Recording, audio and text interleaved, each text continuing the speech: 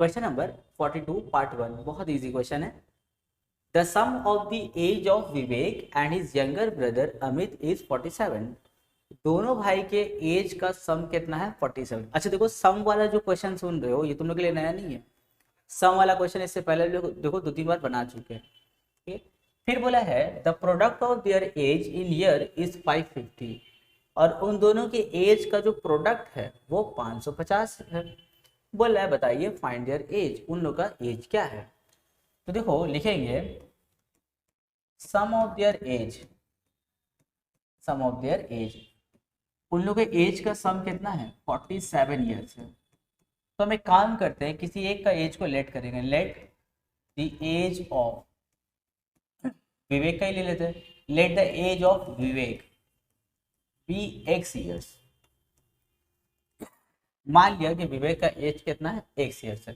अब देखो विवेक का एज एक्स है, दोनों का सम 47 है, तो उसके यंगर ब्रदर का एज क्या होना चाहिए। तो लिखेंगे therefore let the age of younger brother, younger brother कितना होगा।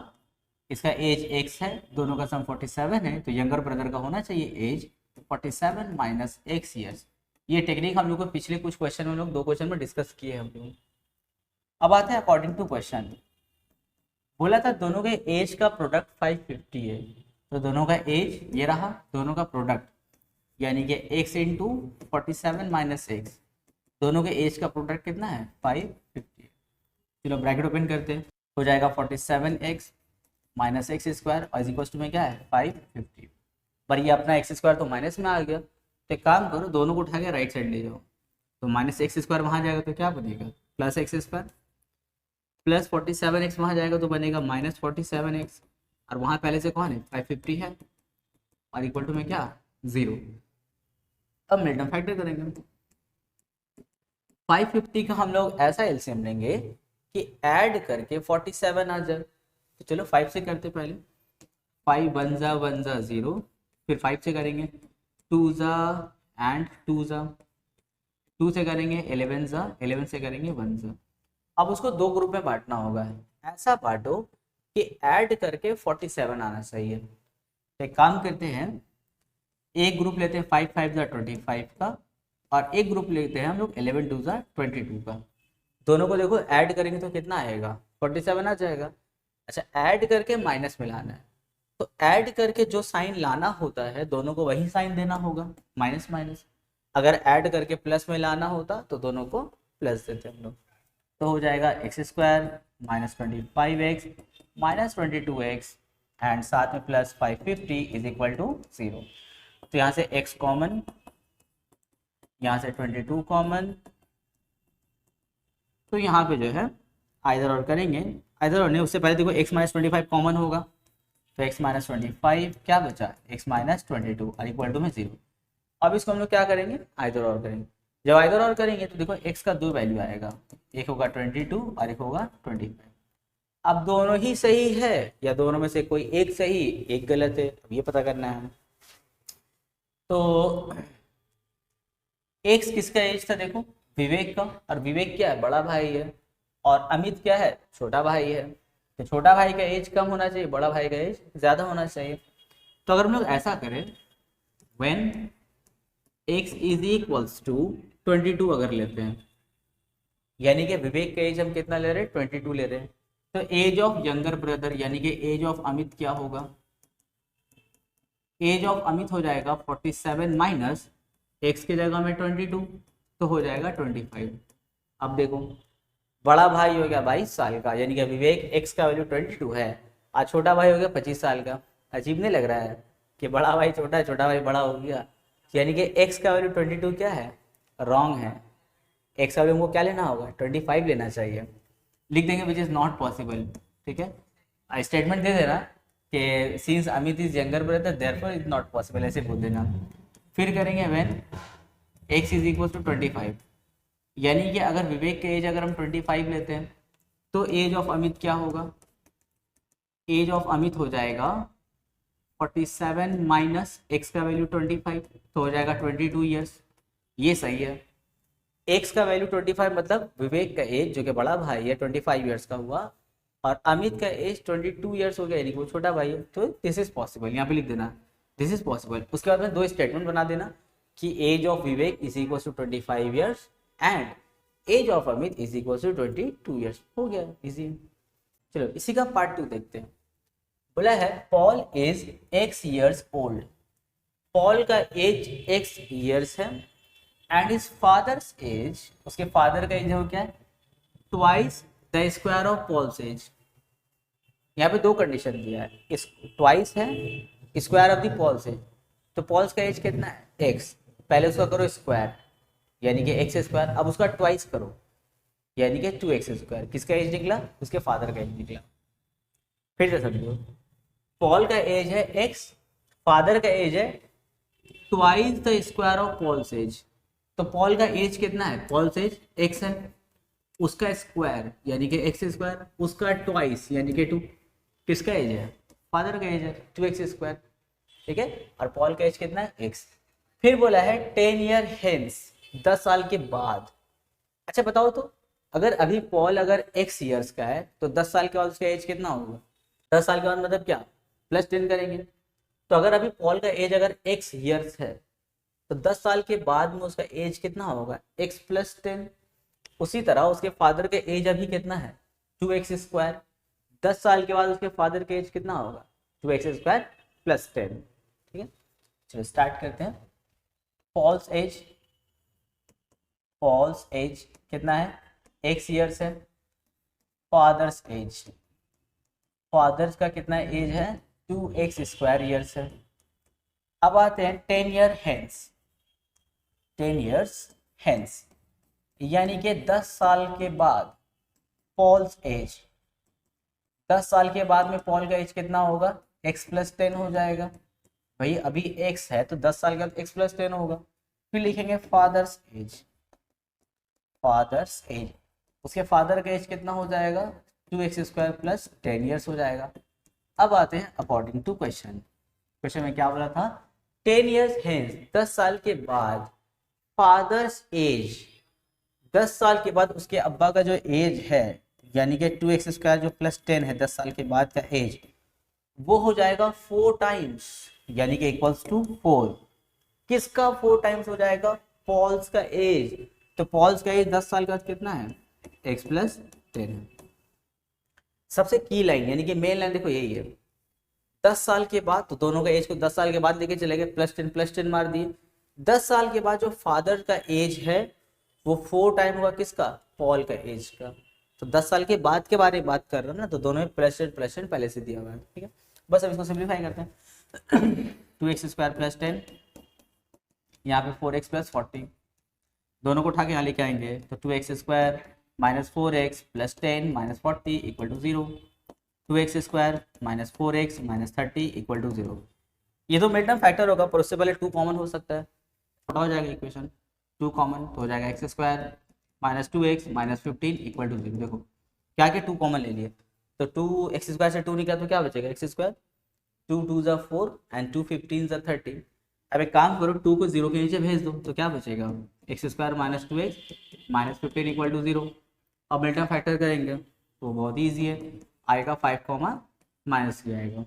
देखो x का 2 वैल्यू है, एक आया 5 और एक आया -3।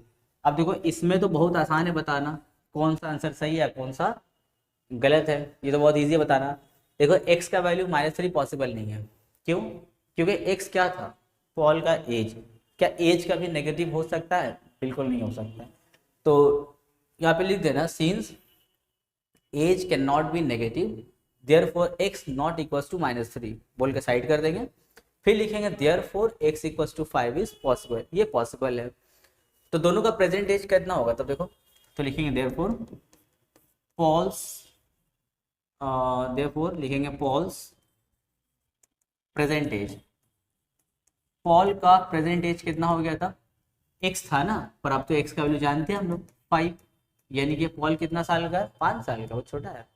फिर लिखेंगे उसके फादर का एज, फादर्स प्रेजेंट एज, तो उसके अब्बा का प्रेजेंट एज कितना था, 2x स्क्वायर, तो लिखेंगे 2 और x के लिए क्या 5 स्क्वायर, तो हो जाएगा 2 × 5 का स्क्वायर 25, अरे वाह 50 साल का, देखो बहुत बड़ा है। तो देखो उसके फादर का एज कितना हो गया, 50 साल हो गया। Question number 43। देखो ये भी हम लोग का पूरा 42 का जो पार्ट 2 उसके जैसा पूरा है।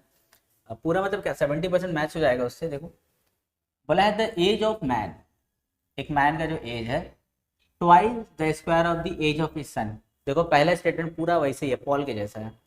अगर पॉल का एज यानी कि सन का एज को अगर हम एक्स ले लेंगे तो मैन का एज क्या है, twice the square of the age of son, है ना। जो एज ऑफ सन है उसके स्क्वायर, तो एज ऑफ सन क्या है एक्स, उसका स्क्वायर क्या होगा एक्स स्क्वायर। अब उसका ट्वाइस यानी कि 2 लगा दो, पूरा उसके जैसा पॉल के जैसा। देखो क्या बोला है, एज ऑफ मैन, मैन का जो एज होगा ट्वाइस है किसका, स्क्वायर ऑफ एज ऑफ सन, उसका सन का जो एज है उसके स्क्वायर का ट्वाइस है यानी कि 2x स्क्वायर। 8 ईयर हेंस 8 साल के बाद, अगर अभी सन का एज x है तो 8 साल के बाद उसका एज कितना होगा x प्लस 8। फादर का एज अगर अभी या मैन का एज अगर 2x स्क्वायर है तो 8 साल के बाद उसका एज कितना होगा 2x स्क्वायर प्लस 8 होगा। चलो इतना पहले काम करते हैं, लिखेंगे let the present age, let the present age of son हो गया x ईयर्स। फिर लिखेंगे let the present age of man, man का एज क्या है ट्वाइस यानी कि 2 स्क्वायर ऑफ एज ऑफ इस सन, तो उसका एज ऑफ इस सन कितना x, उसका स्क्वायर यानी कि 2x स्क्वायर। समझ में आया।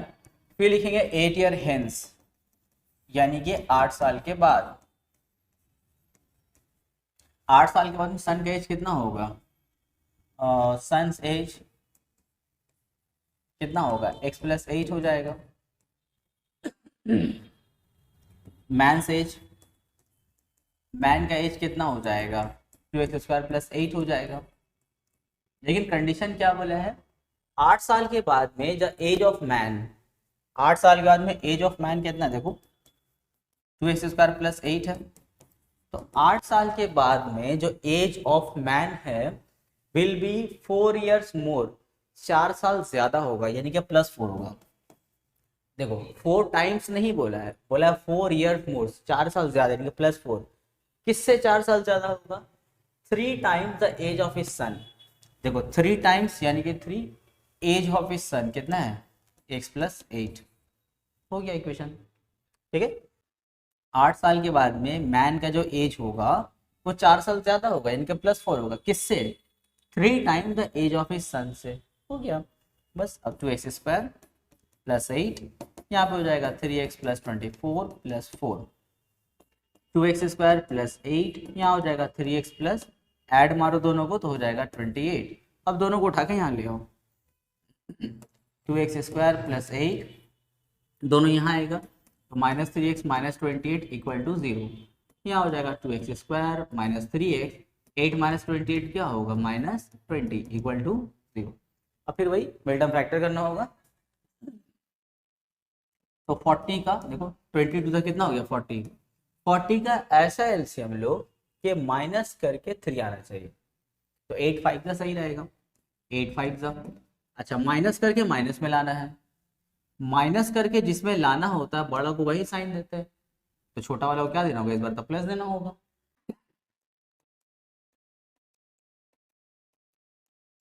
अब देखो 2 कॉमन हो गया 2x, तो क्या बचा है x माइनस 4, यहाँ से 5 कॉमन तो x माइनस 4 इक्वल टू 0। तो यहाँ पे हो जाएगा x माइनस 4, तो यहाँ पे 2x plus 5 equal to 0। Either और करेंगे तो x का 2 वैल्यू, एक है 4 और दूसरा आएगा माइनस 5/2। अब देख के समझ में आ रहा कौन सा एक्सेप्टेबल होगा, x का वैल्यू 4 हम लोग के लिए एक्सेप्टेबल होगा, क्योंकि एज तो नेगेटिव हो नहीं सकता है, इसको हटा देंगे हम लोग, तो आंसर कौन सा होगा x इक्वल्स टू 4 होगा। यानी कि प्रेजेंट एज ऑफ सन कितना हो गया 4, तो प्रेजेंट एज ऑफ मैन तब कितना होगा 2 इंटू 4 स्क्वायर, तो 4 का स्क्वायर 16 और 16 टू ज़ा 32, यानी कि मैन का एज कितना हो गया 32 years. Question number 44। 2 years ago, a man's age was the 3 times the square of his daughter's age. 2 साल पहले एक मैन का जो एज है उसकी डॉटर का एज का स्क्वायर का 3 टाइम्स था। तो मान लेते हैं कि 2 साल पहले उसकी डॉटर का जो एज है वो x, तो मैन का जो एज है क्या है 3 times square of his daughter age. उसकी डॉटर का अगर एज x है तो उसका स्क्वायर क्या होगा एक्स स्क्वायर, तो हो गया square of his daughter age. अब उसका 3 टाइम्स यानी कि 3, तो कितना हो गया 3x स्क्वायर। ये किसका एज है, मैन का। डॉटर का एज कितना था x, मैन का जो एज है इसके स्क्वायर का 3 टाइम्स, यानी कि मैन का एज कितना हो गया 3x स्क्वायर हो गया। लेकिन कब, ये 2 साल पहले। अच्छा, अगर 2 साल पहले उसकी डॉटर का एज अगर x था, तो बताओ तो अभी उसका एज तब कितना होना चाहिए, x+2 होना चाहिए। जैसे बोलेंगे 2 साल पहले तुम्हारा एज 10 साल था तो अभी तुम्हारा एज कितना है 10+2 यानी कि 12 साल है। अगर हम बोलेंगे 2 साल पहले तुम्हारा एज 18 साल था, तो अभी कितना एज है 18+2 यानी कि 20 ईयर्स है। उसी तरह अगर हम ये बोले कि 2 साल पहले तुम्हारा एज x था, तो अभी कितना एज है x+2 है, यानी कि डॉटर का प्रेजेंट एज कितना हो जाएगा x+2। तो फादर का यानी कि मैन का एज सब कितना होगा 3x² + 2 हो जाएगा। चलिए स्टार्ट करते हैं। लिखेंगे 2 years ago, 2 years ago age of daughter, 2 साल पहले एज ऑफ डॉटर कितना था x ईयर्स। लेट कर लो, लेट। तो फिर लिखेंगे एज ऑफ मैन, तो मैन का एज कितना होना चाहिए 3x² ईयर्स होना चाहिए। तो लिखेंगे therefore present age, present age of daughter, तो डॉटर का प्रेजेंट एज कितना हो जाएगा x+2 ईयर्स हो जाएगा। Present age of man, man का प्रेजेंट एज कितना हो जाएगा 3x² + 2 ईयर्स हो जाएगा। ठीक है। अच्छा, और क्या बोला था देखो 3 years हेंस, अच्छा 3 साल के बाद।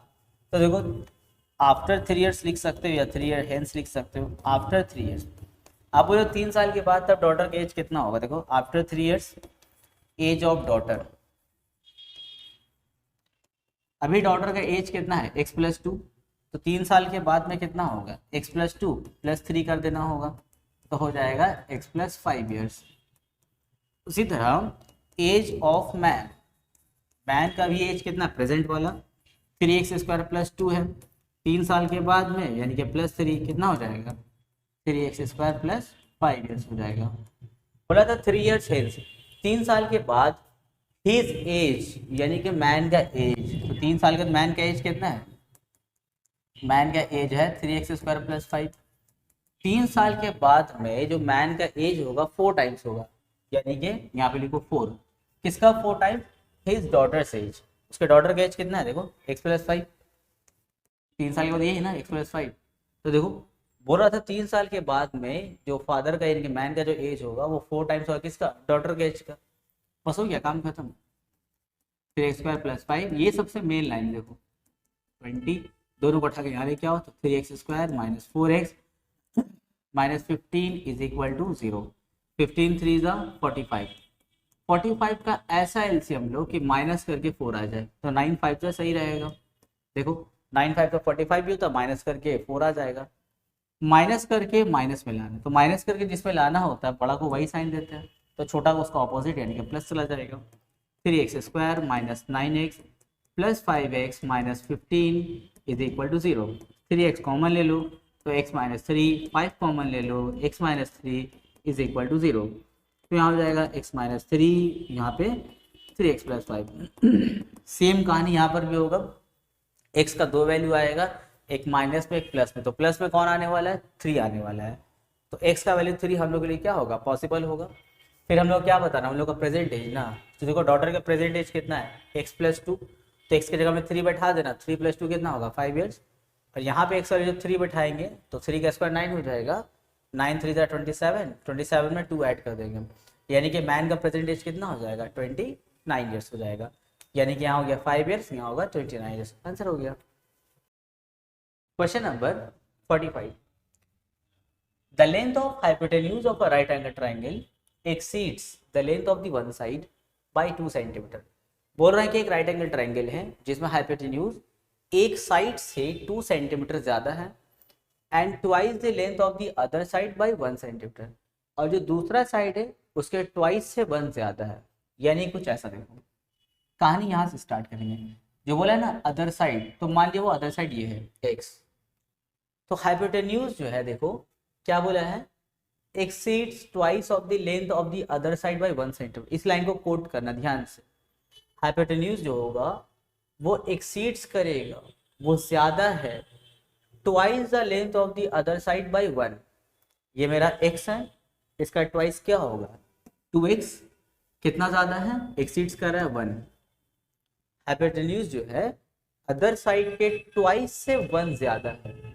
अदर साइड मेरा हो गया x, इसका ट्वाइस क्या होगा 2x, अब इससे 1 ज्यादा यानी कि 2x + 1। फिर बोला है कि जो थर्ड वाला ये वाला जो साइड है 1 साइड, इससे ये 2 सेंटीमीटर ज्यादा है। भाई इससे ये 2 सेंटीमीटर ज्यादा है, इसका मतलब क्या हुआ कि ये इससे 2 सेंटीमीटर कम है। ऐसा हम क्वेश्चन एक बार डिस्कस किए थे। अगर हम बोले कि हम अपने भाई से 4 साल बड़े हैं, तो ऐसा भी तो बोल सकते हैं कि मेरा भाई हमसे 4 साल छोटा है, ये भी हो सकता है। तो देखो अगर हम बोलेंगे कि हाइपोटेन्यूज 1 साइड से 2 सेंटीमीटर ज्यादा है, यानी कि ये वाला जो साइड इससे 2 सेंटीमीटर कम है। देखो क्या बोला था क्वेश्चन में, length of the hypotenuse of a right angle triangle exceeds the length of the 1 side by 2 centimetre. ये मेरा 1 साइड है, 1 साइड से 2 सेंटीमीटर ये ज्यादा है, यानी कि जो मेरा 1 साइड ये वाला इससे 2 सेंटीमीटर कम है। तो इसमें से -2 कर देंगे। जब इसमें से -2 करेंगे तो हमको मिलेगा 2x - 1। फिर बोला था एंड एक्सीड्स और ज्यादा है twice the length of the other side. तो ये मेरा अदर साइड था, इसका ट्वाइस बोला है, twice the length of the other side से एक्सीड्स है कितना 1 एक्सीड्स है कौन, हाइपोटेन्यूज। तीनों कंडीशन मैच हो गया, ठीक है। ये मेरा हो गया क्या अदर साइड, ये हो गया मेरा 1 साइड। तो मेरा हाइपोटेन्यूज अदर के ट्वाइस से 1 एक्सीड्स कर रहा है यानी कि 2x + 1, और इससे 2 सेंटीमीटर ज्यादा है यानी कि ये इससे 2 सेंटीमीटर कम है। तो इसमें से -2 कर देंगे तो 2x + 1 - 2 कितना होता है 2x - 1। ये हो गया हम लोग का हाइपोटेन्यूज का तीनों साइड हो गया। तो लिखेंगे लेट दी अदर साइड, कहानी यहाँ से स्टार्ट होगा, let the other side be x centimetre, कहानी यहाँ से अदर साइड से स्टार्ट होगा। देयरफॉर हाइपोटेन्यूज, तो हाइपोटेन्यूज क्या होगा, हाइपोटेन्यूज क्या था, इसके ट्वाइस से 1 एक्सीड्स था, इसके ट्वाइस से 1 ज्यादा यानी कि 2x + 1। फिर क्या बोलेंगे, देयरफॉर उसका जो 1 साइड के बारे में जो बात किया था 1 साइड, वो क्या होगा, वो हाइपोटेन्यूज से 2 सेंटीमीटर कम होगा। हाइपोटेन्यूज से 2 सेंटीमीटर ज्यादा है मतलब क्या, ये से 2 सेंटीमीटर कम होगा यानी कि 2x + 1 - 2 तो हो जाएगा 2x - 1। ये हो गया तीनों साइड। अब तीनों में हम लोग क्या करेंगे, पाइथागोरस लगाएंगे, लिखेंगे अप्लाइंग पाइथागोरस थ्योरम। अब इसमें हम लोग लगाएंगे पाइथागोरस थ्योरम। क्या है formula, h² = p² + b²। h यानी कि हाइपोटेन्यूज की जगह में कौन है 2x + 1 होल स्क्वायर, p² यानी कि 2x - 1 whole square plus b² यानी कि x²। अब यहाँ देखो a + b होल स्क्वायर का फॉर्मूला लगेगा। क्या है फॉर्मूला, a² + b² + 2ab। यहाँ a - b का होल स्क्वायर लगाओ तो a² + b² - 2ab और यहाँ पे x²। तो यहाँ हो जाएगा 4x² + 1 + 4x, यहाँ हो जाएगा 4x² - 4x, 4x + 1 और प्लस x²। बोथ साइड से देखो 4x² कैंसिल हो जाएगा और बोथ साइड से 1 1 भी कैंसिल हो जाएगा हम लोग का। तो क्या बचा, देखो यहाँ बचा हम लोग का 4x और यहाँ पर है -4x, यहाँ ले लो तो -4x = x²। अच्छा -4x यहाँ आ गया तो +4x हो जाएगा ना, तो यहाँ हो जाएगा 8x = x²। अब 8x को वहाँ भेज दो तो हो जाएगा x² - 8x = 0। x कॉमन है, यहाँ मिल्टन फैक्टर करने का जरूरत नहीं है, आइदर और करेंगे तो x का 2 वैल्यू है 0 और दूसरा वैल्यू यहाँ से क्या आएगा 8 आएगा। अब देखो यहाँ भी x का 2 वैल्यू, बताओ कौन सा सही कौन सा गलत है। ये वाला देखो सही है, ये वाला गलत है, क्यों, क्योंकि x का वैल्यू क्या बता रहा है 0, यानी कि इस ट्राइंगल का बेस कितना हो गया 0। तो भाई किसी भी साइड का लेंथ कभी 0 हो सकता है, बिल्कुल नहीं। तो लिखेंगे which is not possible, which is not possible, statement दे देना since side of the triangle can not be 0, ये बोल के बात खत्म। तो यहाँ पे x का वैल्यू ये आया। तो अब देखो तीनों साइड तब कितना कितना होगा, बेस हो जाएगा x, हाइपोटेन्यूज में x का वैल्यू 8 पुट करना तो हो जाएगा 17, और यहाँ पुट करेंगे तो कितना हो जाएगा 15। तो तीनों साइड पता हो गया हम लोग को, तो लिख दें यहाँ पे। तो लिखेंगे देयरफॉर थ्री साइड्स आर, तीनों साइड क्या क्या है, एक है हम लोग का x यानी कि 8 सेंटीमीटर, दूसरा है हम लोग का 2x प्लस 1, तो 2 इंटू 8 प्लस 1 यानी कि 17 सेंटीमीटर, और तीसरा है हम लोग का 2x माइनस 1 यानी कि 2 इंटू 8 माइनस 1 कितना है 15 सेंटीमीटर। तीनों साइड निकल गया हम लोग का। और क्वेश्चन में क्या था, फाइंड द पेरीमीटर, पेरीमीटर ही बताना है। तो पेरीमीटर के माने क्या होता है, सम ऑफ ऑल साइड्स, तीनों साइड को ऐड कर दो, 8 प्लस 17 प्लस 15 ऐड करेंगे तो कितना होगा 40 सेंटीमीटर। फिर क्वेश्चन में था एरिया बताइए, एरिया का फॉर्मूला क्या होता है, राइट एंगल ट्रायंगल में एरिया का फॉर्मूला होता है half into base into height. तो बेस के जगह में x है और हाइट के जगह में कौन है 2x माइनस 1 है, तो हाफ x के लिए 8 और 2x माइनस 1 मतलब कितना 15, तो यहाँ लिखेंगे 15। एरिया निकाल रहे हैं सेंटीमीटर स्क्वायर, 2 और 8 कैंसिल होगा, 2 1 जा 2 4 जा, तो 15 4 जा कितना हो गया 60 सेंटीमीटर स्क्वायर। आ गया आंसर। मेन देखो समझने का था यहाँ पे, क्वेश्चन में क्या बोला था, हाइपोटेन्यूज जो होगा वो अदर साइड के ट्वाइस से 1 एक्सीड्स यानी कि 1 ज्यादा है। तो अदर साइड हम x सिलेक्ट कर लिए, इसका ट्वाइस से 1 ज्यादा यानी कि 2x प्लस 1 कौन होगा हाइपोटेन्यूज होगा, पहला इन्फॉर्मेशन।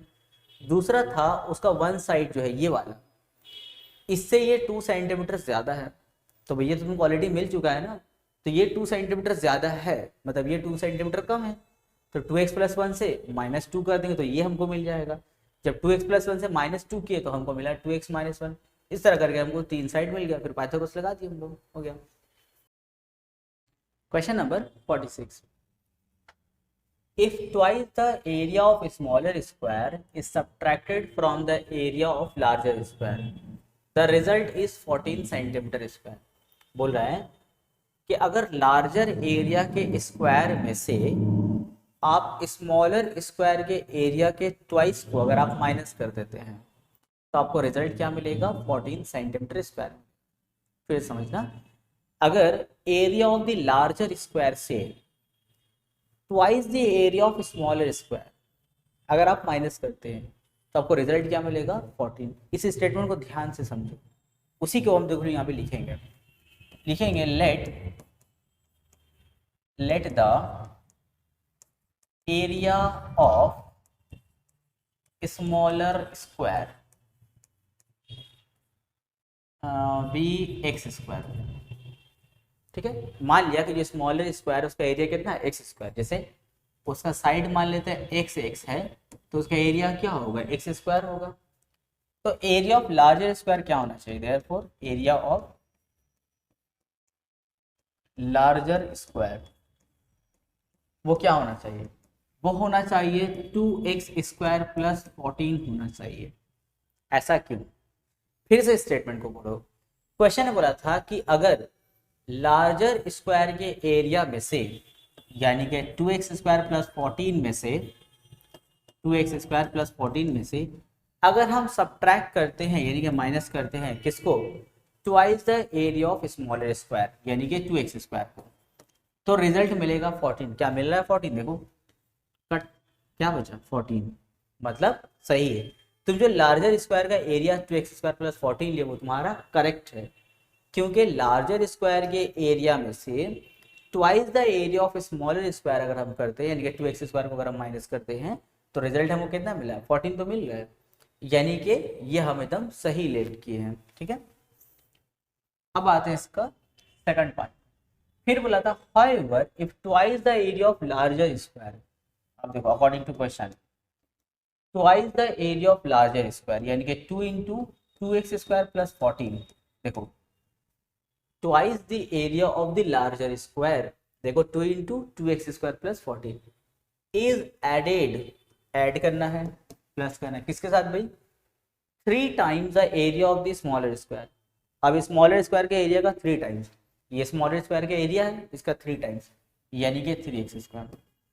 अगर लार्जर स्क्वायर के एरिया के ट्वाइस को स्मॉलर एरिया के 3 टाइम्स में अगर हम लोग ऐड करते हैं द रिजल्ट इज 203, तो इसका रिजल्ट क्या मिलेगा, 203 मिलेगा। अब बोला बताइए कि side of the two squares क्या होगा, दोनों स्क्वायर का साइड बताना है। चलो ब्रैकेट ओपन करते हैं, 4x² प्लस 28 माइनस 3x², ये यहाँ आएगा तो माइनस 203 इज इक्वल टू 0। इन दोनों को ऐड कर देंगे तो हो जाएगा 7x², 7x² और 28 और 203 को माइनस करेंगे। एक काम करो ना, 203 वहाँ भेज दो और 28 को भी वहीं भेज दो, -28। अब इसको हम लोग माइनस करेंगे तो हो जाएगा 5 और यहाँ पे हो जाएगा 17। ठीक है, अब x² को हम लोग रोक लेते हैं तो 7 जाएगा नीचे, ऊपर 175, कैंसिल करो, 7 2 जा 7 5 जा, x² का वैल्यू 25। अच्छा x² क्या था, एरिया ऑफ स्मॉलर स्क्वायर था ना, देखो एरिया ऑफ स्मॉलर स्क्वायर कितना हो गया, 25 हो गया। अब देखो तो लिखेंगे देयरफॉर, अच्छा पहले यहाँ पे लिखो एरिया ऑफ स्मॉलर स्क्वायर कितना हो गया, 25 सेंटीमीटर स्क्वायर। अच्छा बताओ तो एरिया ऑफ स्मॉलर स्क्वायर का फॉर्मूला क्या होता है, मतलब एरिया ऑफ स्क्वायर का फॉर्मूला साइड पे स्क्वायर, तो लिखेंगे साइड पे स्क्वायर। 25 भी तो किसी का स्क्वायर होता है ना, 5 का, तो यहाँ लिखेंगे 5 का स्क्वायर, स्क्वायर स्क्वायर कट हो गया तो side is equal to 5 centimetre. तो यहाँ पे लिखेंगे therefore side of smaller square is equal to 5 centimetre, एक आंसर हो गया। अब चलते हैं लार्जर स्क्वायर की तरफ में, तो area of larger square, area of larger square, तो लार्जर स्क्वायर का एरिया कहाँ है भाई, ये है 2x² प्लस 14, तो लिखेंगे 2 इंटू x² कितना था 25 प्लस 14 तो हो जाएगा 64। ये तो एरिया ऑफ लार्जर स्क्वायर हुआ। फिर एरिया ऑफ स्क्वायर का फॉर्मूला लगाओ तो क्या होता है साइड पे स्क्वायर, और 14 किसका स्क्वायर है 8 का, तो स्क्वायर स्क्वायर कट, तो साइड इक्वल टू 8 सेंटीमीटर। तो लिखेंगे therefore area side of larger square is equal to 8 centimetre. ठीक है, सबसे मेन समझने का ये वाला 2 लाइन था, तो इसको वीडियो को बार बार रिवाइंड करके बार देखना 2-3 बार शायद समझ में आ जाए तुम लोग को। ठीक है, पहला बार में हो सकता है दिक्कत हो, पर क्योंकि देखो यही मेन लाइन है ना, बाकी सब तो एक जैसा काम रहा है। ये जो 1-2-3 लाइन होता है ना, यही हम लोग का सबसे इंपॉर्टेंट होता है। तो एक बार में अगर नहीं समझ में आए तो 2-3 बार 4 बार उस वीडियो को चला के वापस से देखा करो। तो चलो ये हम लोग का एक्सरसाइज भी खत्म हो गया, इसके साथ में हम लोग का पूरा चैप्टर भी खत्म होता है। अच्छे से प्रैक्टिस करोगे, हो सकता है कि स्टार्टिंग में देखो तो अगर तुम्हारा पिछला प्रैक्टिस नहीं है अगर, या तुम्हारा मैथ अगर उतना स्ट्रांग नहीं है, तो हो सकता है तुमको 1-2 बार में समझ में नहीं आए। अगर 1-2 बार में अगर तुमको मैथ समझ में नहीं आता, इसका मतलब ये मत सोचना कि मैथ बहुत टफ है या क्वेश्चन बहुत टफ है इसलिए तुमसे नहीं बन पा रहा, नहीं, तुम उतना प्रिपरेशन नहीं कर रहे हो इसीलिए नहीं हो रहा है। जैसे अगर मान लेते कोई जिम ज्वाइन करता है, अगर पहले ही दिन जा करके सोचेगा हम 60 किलो 80 किलो 100 किलो उठा ले, उसके लिए टफ है।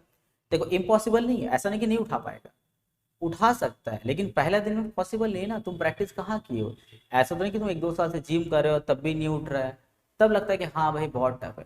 वहीं देखोगे जहाँ तुमसे 100 किलो नहीं उठ रहा, देखो वहाँ पे कोई 200 किलो उठा रहा है, तो मुझसे पूछो भैया आप कब से जिम कर रहे, तो बोलेगा 2 साल या 3 साल से हम कर रहे हैं। तो 2-3 साल से वो उस प्रोसेस में, इसलिए वो कर पा रहा है। तुम आज मैथ निकाल के बैठ रहे हो, 10 क्लास में आ गए हो, 16 साल तुम्हारा उम्र है, 9 साल तुम मैथ पता नहीं क्या बनाए हो, अब तुम बैठे हो मैथ लेकर के, क्या तुम्हारा पिछला प्रिपरेशन है, क्या तुम 9 साल अच्छे से मैथ बनाए हो, नहीं बनाए हैं, तो अचानक से कैसे बन जाएगा। तो इसका मतलब ये मत सोचना कि ये बहुत टफ चैप्टर है या बहुत टफ सम है या नहीं बन पा रहा, ऐसा कोई बात नहीं है। तुम थोड़ा प्रिपरेशन लो, एक सम को 2 बार 3 बार 4 बार करके प्रैक्टिस करो, उसका देखना धीरे धीरे ठीक समझ में आने लगेगा। ठीक है, तो हम कुछ प्रैक्टिस क्वेश्चन फिर अपलोड कर देंगे इसका भी। तो पूरा चैप्टर खत्म करने के बाद प्रैक्टिस सेट को करना। जब प्रैक्टिस सेट जैसे अगर मान लेते हैं हम 20 क्वेश्चन देते हैं अगर प्रैक्टिस सेट में, अगर 20 में अगर 10 तुम बना लेते हो, अगर 10 नहीं बनता है तो हम देखना उसका वीडियो सॉल्यूशन भी हम उसका अपलोड करवाते हैं, ताकि अगर कोई डाउट हो प्रैक्टिस सेट में भी तुम वहाँ से देख लो। इसके अलावा जब एग्जाम करीब आएगा तो लास्ट मिनट प्रैक्टिस के लिए और भी हम लोग कुछ क्वेश्चंस रिवीजन करेंगे जो एग्जाम के पॉइंट ऑफ व्यू से इंपॉर्टेंट हो। पर अभी तो तुम लोग प्रैक्टिस करके स्ट्रॉन्ग करो ताकि उस टाइम जल्दी जल्दी समझ पाओ शॉर्ट टर्म में।